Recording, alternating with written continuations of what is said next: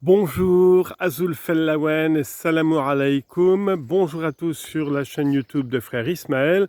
Je viens vous parler ce matin de la démocratie en Kabylie.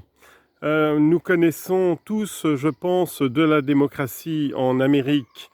Ce chef-d'œuvre d'analyse du fonctionnement de la société américaine et de son mode de gouvernement qui a été fait par le fameux Alexis de Tocqueville, eh bien, au XIXe siècle, un peu plus tard, en 1868, paraît à Paris de Hanoteau et Le Tourneux, un ouvrage extraordinaire en 3 volumes qui a été la Bible des administrateurs français et qui s'intitule eh bien, Les mœurs et les coutumes de Kabylie.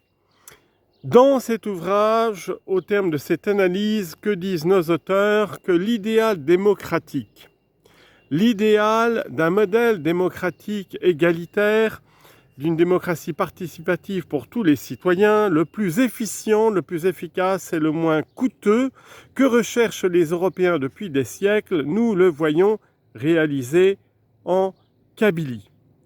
Alors, de quoi s'agit-il? Il s'agit, la Kabylie à l'époque et de temps immémoriaux était gouvernée, auto-gouvernée, un peu comme la Suisse actuelle. C'était un modèle de démocratie directe et confédérée.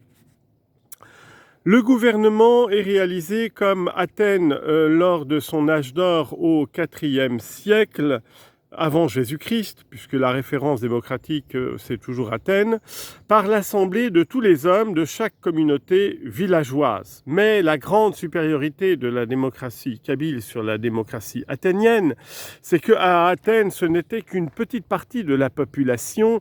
Seuls les hommes libres pouvaient participer à cette assemblée. En était exclue la grande majorité qui étaient des esclaves et qui étaient des métèques. Or, en Kabylie, il n'y a jamais eu d'esclavage. C'est une société égalitaire de petits paysans qui s'autogouvernent.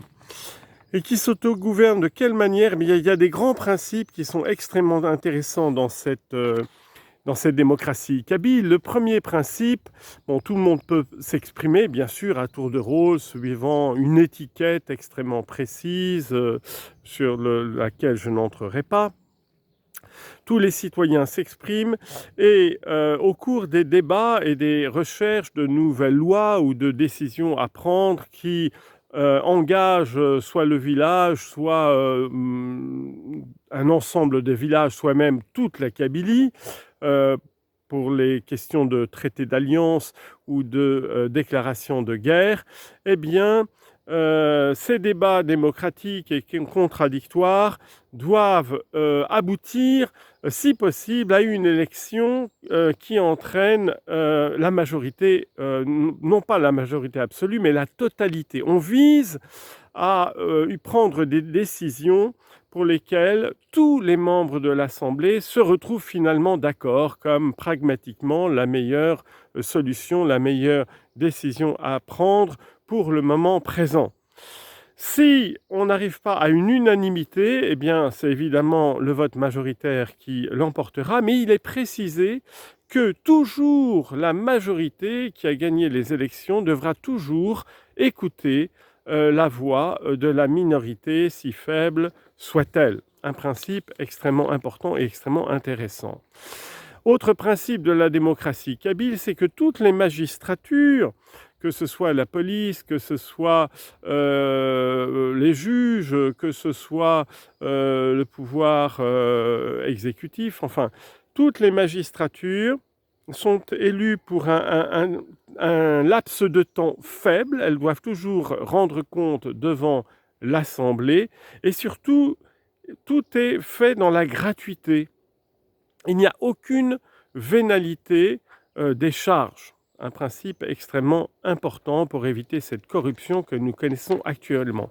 Alors je pense que nous ferions mieux tous de nous inspirer de ce modèle démocratique berbère, parce qu'on dit démocratie kabyle, mais je pense que dans toutes les montagnes d'Afrique du Nord, les Berbères se gouvernaient de la même manière.